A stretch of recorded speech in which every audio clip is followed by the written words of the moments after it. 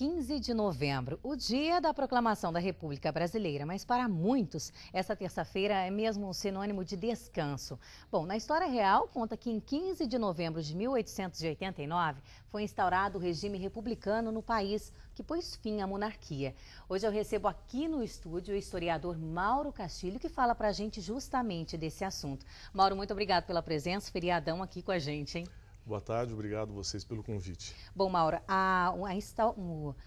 justamente o início do regime republicano, a população mesmo, o povo não pôde participar, né? Justamente isso que explica um pouco esse, às vezes, desinteresse pela história? O movimento que organizou a proclamação da República, Lilian, foi através de uma articulação entre algumas elites descontentes com os rumos da política travados naquele momento do final do século XIX no Brasil. A gente pode destacar os cafeicultores paulistas, membros das Forças Armadas que juntos e sob influência de um ideário francês muito forte, positivista, proclamaram a República aqui no Brasil, dando fim ao regime monárquico, não é? E esse foi um momento em que o Brasil mudou de regime político, não é? E é importante destacar que esse foi um movimento onde a população não participou diretamente, diferentemente da Revolução Francesa, onde a sociedade francesa se mobilizou para pôr fim ao regime monárquico lá na França. Ao contrário, aqui no Brasil a sociedade dormiu na monarquia e acordou na República. Bom, a gente aproveita esse tema para justamente a gente focar na questão da democracia. República é democracia. O que é ser republicano aqui no Brasil, Mauro? A palavra república vem do latim que significa coisa do povo, res publica. No Brasil, infelizmente, nós tivemos fases de ditadura que inviabilizaram o processo democrático, o curso normal do processo democrático. Podemos citar dois momentos específicos, como a ditadura Vargas e a ditadura militar, não é? Talvez resida aí, Lilian, a pouca participação, o pouco conhecimento da sociedade brasileira no que tange as diferenças em monarquia e república, por exemplo.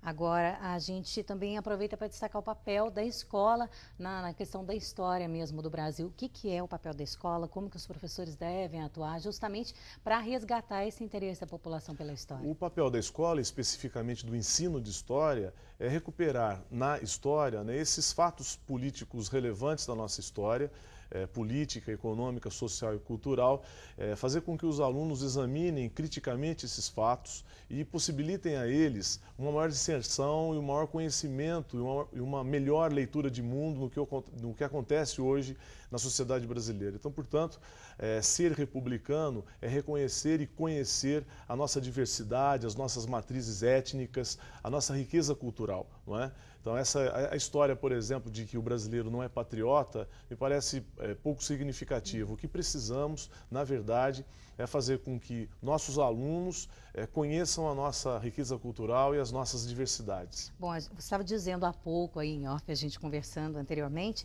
que as lideranças deveriam aproveitar justamente esses feriados. O que acontece, por exemplo, em 7 de setembro, que a gente tem o Grito dos Excluídos, deveriam aproveitar para justamente informar a população e, de repente, desenvolver um interesse maior, não só no feriado, mas no ano todo, né? Concordo com você. A sociedade civil precisa ser mobilizada em torno de desses grandes temas, não é? E o tema da cidadania, da democracia, são grandes temas que precisam ser discutidos, debatidos pela sociedade, pelas organizações civis, pela escola, pelos meios de comunicação.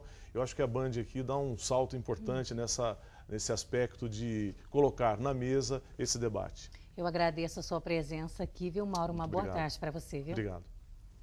Bom, e quem foi para Ubatuba neste feriado se deparou com uma novidade nas praias. Depois de quase 3 anos de proibição, o Ministério Público autorizou a colocação de mesas, cadeiras e guarda-sol na areia, além de som nos quiosques. A medida agradou comerciantes e também, é claro, turistas.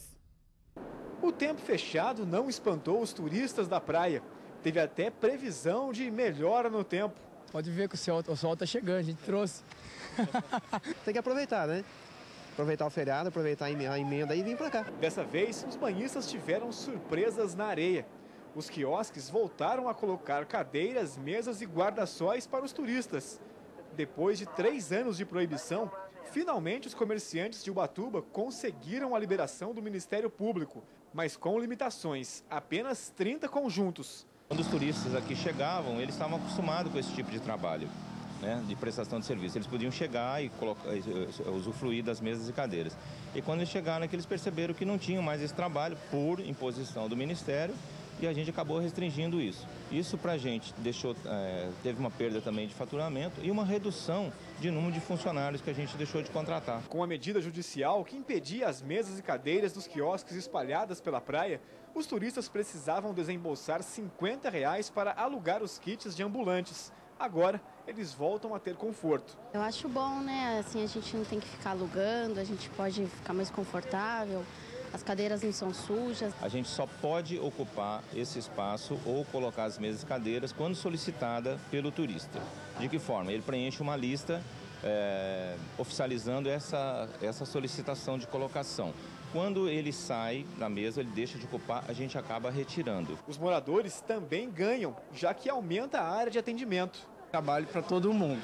Muita gente está sendo contratado por causa desse espaço maior de trabalho. O som ao vivo também foi liberado e a expectativa é atrair 1 milhão de turistas nesse fim de ano. O som também da mesma forma está liberado, é lógico de uma forma ponderada, é necessário respeitar os decibéis que a legislação permite e por isso está autorizado desde que seja respeitado a legislação municipal.